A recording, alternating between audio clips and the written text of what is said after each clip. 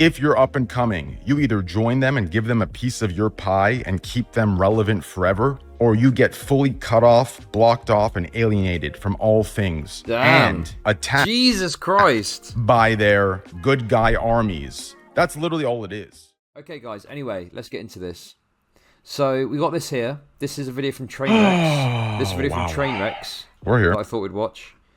It's about the Andrew Tate ban. I saw Asmongold's tweet. Crazy how Twitch can't find the time to publicly congratulate Kai Cenat for 60K subs, or even acknowledge anyone in that community at all. Fastest growing community. You know, I responded, pretty simply. Why do you think? They're alienated by Twitch's poster children just because they can't have a piece of their pie. That's literally what happens to us. It's what happens to larger creators than us. Twitch's poster children literally monopolize Twitch with their PG-13 brand-friendly bullshit. And since they're so appeasing to big company sponsors, Twitch just adopts them. And God knows, only God knows, if we could go into the business meetings of these good hero creators and see their business contracts and see how snaky they actually are, believe me, they ain't the heroes y'all think. This is what I've learned in my time on Twitch, and this is why I've detached from everybody. Twitch is ran by what they would like everyone to think as innocent, good people streamers. But in reality, it's ran by a bullying group that if you're up and coming, you either join them and give them a piece of your pie and keep them relevant forever, or you get fully cut off, blocked off, and alienated from all things. Damn. And attacked Jesus Christ. by their good guy armies. That's literally all it is. They're little. I think that, yeah, I can see this for sure. Definitely. And the PG-13 thing is really funny. And the thing is it's just like it's like traditional like Hollywood type memes, you know?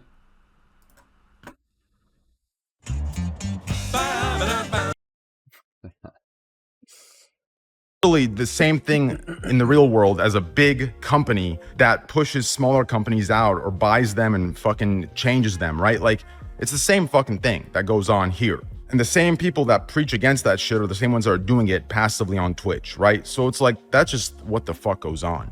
There's two types of people in the world. He's got such a victim complex. I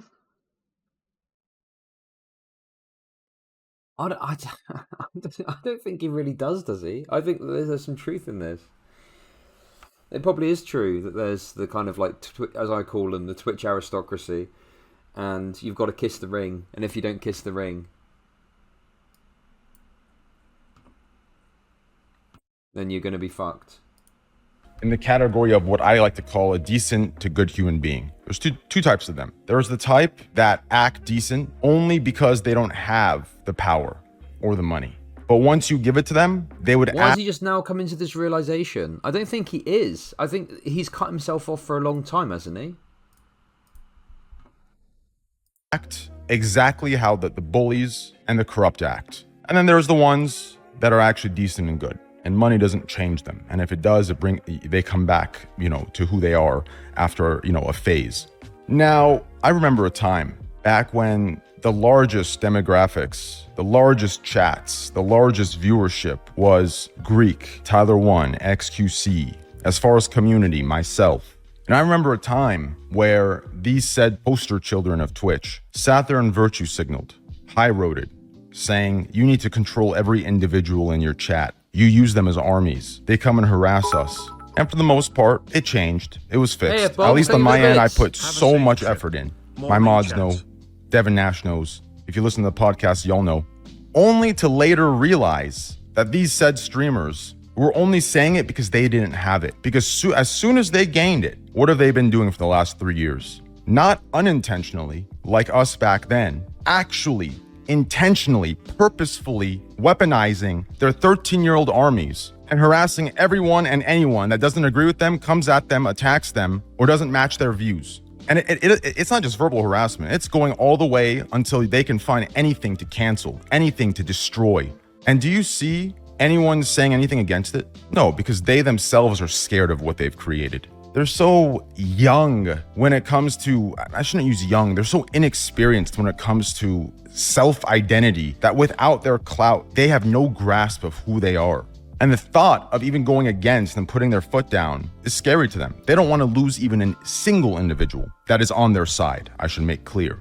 But the funny thing is, ironic in my opinion, is when you put your foot down, you actually gain twice as much as you think you would have lost. There's a level of respect. It's the same thing you see between parents and children. It's the same thing what you see between two best friends. When you're constantly agreeing just for the sake of agreeing to keep everyone happy, eventually you get fucking annoyed and you lose all fucking respect. But when you're told no, sure, do you fucking lash out and get pissed off and not talk to the individual for 2 Are you finally showing your rotten teeth, you coward? Wormy boot a hole. Account created 1 minute ago. Yes, I will be. You have to set up another account to come and, call me Britbong of Teeth or whatever you want to do tomorrow, though, because I've just banned you. weeks? Sure. But you come back, apologize, and your bond is 10 times stronger. So, I kind of went on to a rant with that, but that's what's going on. Just a bunch of fucking hypocritical pussies that run, streamer-wise, that run the tops of Twitch in regards to the faces, right? Obviously, the top streamers are like myself, XQC, Tyler One, like these types of people, right? But I'm not referring about that. I'm not referring to statistics and raw numbers. I'm talking about what Twitch puts out there as their faces, right? Twitch is literally 200 viewer Andes for their faces. Yeah, I know. 200 viewer Andes and also virtue signaling idiots that stream 2 hours every week. The 200 viewer Andes don't know any better. I don't blame them. They irritate me, but I don't blame them.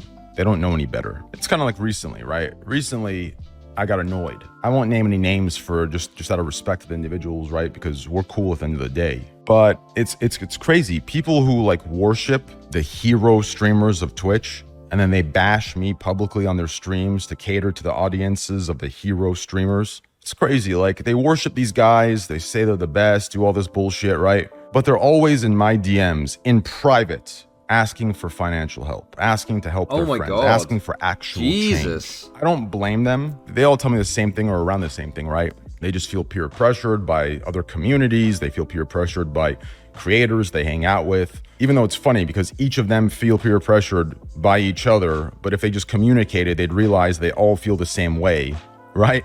But that's just the funny thing of that social kind of thing that goes on, when there's no communication. You just assume each of you are 100% on board with the individual you're worshiping, but in reality, you kind of know something is wrong, but you don't ever act on it. Is that Mitch? Is that about Mitch, do you reckon? The Mitch Mafia, the Snake Mafia. That's just what it is, I guess.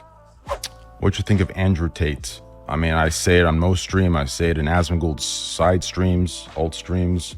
The people who hate him, the extreme leftists on Twitch, they can get angry that they're called extreme leftists. They're extreme left. They think it's the opposing side that has created him, but that is their own fucking hubris. The group that created Andrew wasn't the right or wasn't young incels. The group that created Andrew Tate is the extreme left. It is the people that hate him. It is the people that don't want him talking. Those are the people that create. I think the truth. This is off the mark for me. Okay, people are going to say truing or whatever. I think in reality, okay, it's the social media platforms that have made Andrew Tate by bolstering him through the algorithm across multiple different platforms until it came to a time when he was too big and that was it. Cut him off. Which are all far left. No, that's not a bad take. That's a true take. Oh, you mean whose take is bad? His or mine? I mean, I don't really. Whatever. If you think my take's bad, that you're just wrong. Tate would no. I don't think Tate would have existed 10 years ago with the algorithms that exist today. Pick up artistry like 10 years ago. Right, was like a little niche subculture.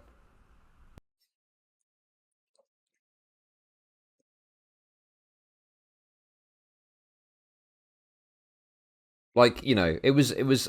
I feel like it was kind of mocked quite a lot back in the day. I don't know. I just don't see a figure like Andrew Tate flourishing. Resume vid, let the gods speak. Okay. Hated him. They just don't see it because in their minds, they're always right. Andrew Tate is the result of the pendulum swinging back to the other side. He's the result of having no balance. He's the result of a two-party system that... I think there's some truth to Andrew. One of the reasons that Andrew Tate has gotten so big now is because, there's definitely like this pendulum swing that's happening. I agree with that part. I think that, there's an element of,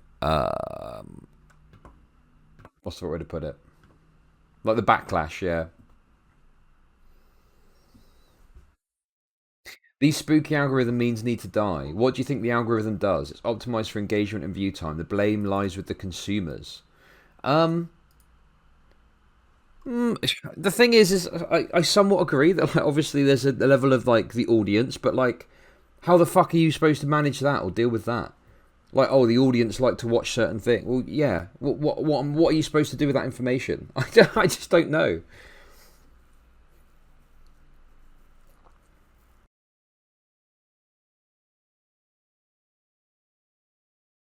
People like Tate have been around for decades. Yeah, but not to the level that Tate is now. The level of influence that Tate has achieved is crazy.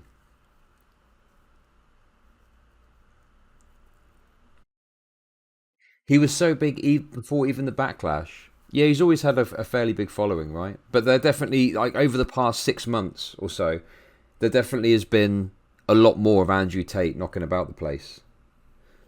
Anyway, the other thing as well, didn't he even have a team of people that were going on and pushing his stuff on TikTok? Or he told people to go and push his stuff on TikTok?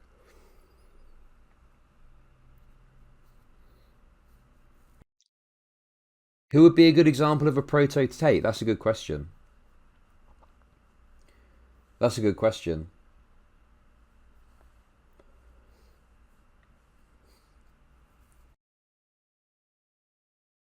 That's a good question. Literally praise with their vocal minorities all over the... Okay, but but Red Pill has always been... Okay, I think you're just fucking denying reality, right? Yes, there's been Red Pillars that have existed, but Red Pillars have been like, like a niche community online. Andrew Tate, like, catapulted into, like, mainstream discourse. Dan Blazarian's probably a good example, but even then with Dan Blazarian, it was more focused on like his money and the girls and stuff like that. It wasn't really about his takes. People didn't really care about his takes on like women and shit, right?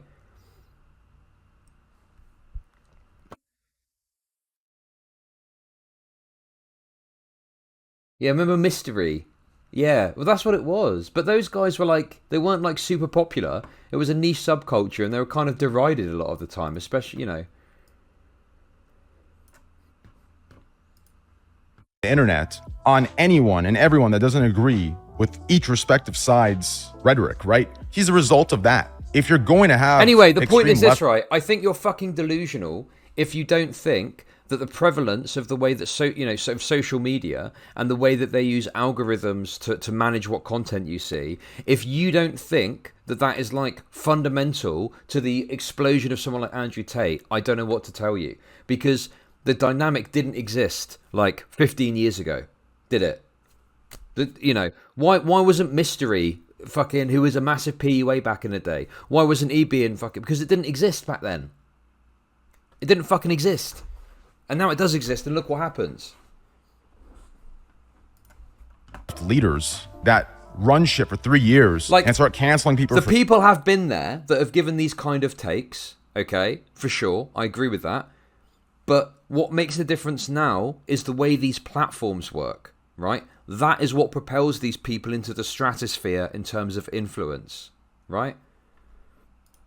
For shit they said 15 years ago and shit that they do or say that isn't actually this or that. They just blanket everything as this or that, and they cancel and destroy good people, even though they preach rehabilitation, even though they talk about rehabilitation and reform of prisons, yet when it comes to their own power, they destroy. There's no time for there's no space for rehabilitation. There's none. Okay. It's full destruction. Okay, just don't agree with this analysis of like, oh, but there was a market for it back then. The market influences consumers and consumers influence the market, right? It's a fucking dynamic system, right? And at the moment, that dynamic has got fucking rocket fuel poured on it when it comes to social media, okay? I do not agree. Like, yes, obviously consumer fucking demand has an influence on what happens. But how is that demand created? Where does that demand come from? Like, yes, there's an element of like people wanting certain things fixed that influences it. And that's why certain products have a high demand, right? But online, a lot of the demand is pushed and generated by what is presented to people in the first place. Structure, no chance to redeem. And the funny thing is they come to their decision without any due process, any evidence. He's the result of that. When you piss off the normal, right? I'm not talking the extreme side, I'm talking the normal people of the world that mostly are middle right, middle left, and middle. They're going to be looking for anybody. And when they get desperate, it'll be anybody to come and fight it. Do you understand? So it's not that I'm not justifying his existence. I'm not saying that what he does is good. What I am saying, though, is he's a result of the very people who don't like him. So until they can look in the mirror and take responsibility for that and realize that their ways are no better than the other ways, then that's when we'll have a more balanced society and figures. I think the other problem as well is like issues, if people talk about men's issues, often like it's been a pattern on the left for those people to be kind of derided, or it's like, oh, who cares that, what are men's issues don't matter, men have got on top of the world, they should have no problems, all these kind of memes, right? I think that creates an environment where someone like Andrew Tate can come along and they can go, well, hey, you got problems, I've got your solutions, come and listen to me. Yeah, men do have problems in life, and and then people will sort of look to that because they feel that they don't have a place. They don't have a place, like on the left or whatever. There's no one saying the things that they want them to say on the left. The numbers of confused and lost young men is way larger today and feeds the basis of such characters. Yeah, definitely. Think about like just 4 or 5 years ago. And if you were like a man or anyone that were coming forward and were saying like, hey, men have got some issues, you get lumped in with all the fucking cringe MRAs, or whatever it may be. That was a big dynamic that happened. And it's like, well, no. Like, if we're going to say that each person on the basis of their identity has unique issues they face in society, it's fair to say that being a man is going to be one of those issues,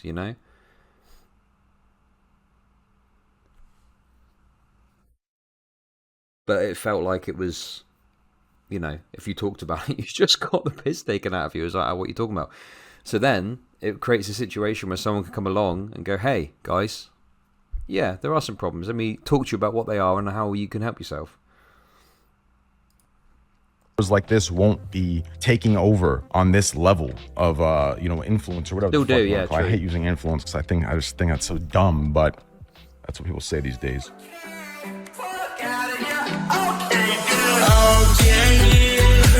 Anyway, there we go.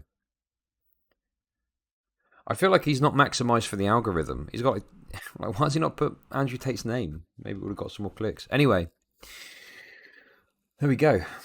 So it's the left's fault. Somewhat it is. I don't know, man. I just think there's a lot of complicated. Okay, let's put it like this. Okay, there's a lot of complicated reasons. There's a lot of complicated reasons that Andrew Tate had a meteoric rise to success. I don't think it's any one thing you can pin it on. I think there's a number of things happening that you can talk about, and I don't think any one thing can be singled out as the main reason. I think that there's lots of other aspects you could talk about. And you can talk about them. If you want to talk about the way that like people on the left disregarded men's issues, that's something you can talk about. If you want to talk about social media and how social media works, that's something you can talk about. If you want to talk about the kinds of content people consume, that's something you can talk about, you know? Or you can talk about a mixture of things. I think it's a mistake to try and pin it on one thing and you just end up arguing. You just end up fucking arguing. You know, you could even talk about the way that social media encourages people to give provocative takes in order to maximize attention and you know, whatever. Like, there's loads of stuff you can talk about with it. And I think it's a mistake to try and single it out to one thing. Because, yeah, talk about whatever it is you're interested in within that, you know? But I just think it's a bit silly to go, oh, this is the one reason that this happened. Like, no, of course not. There's never any one reason for anything happening generally.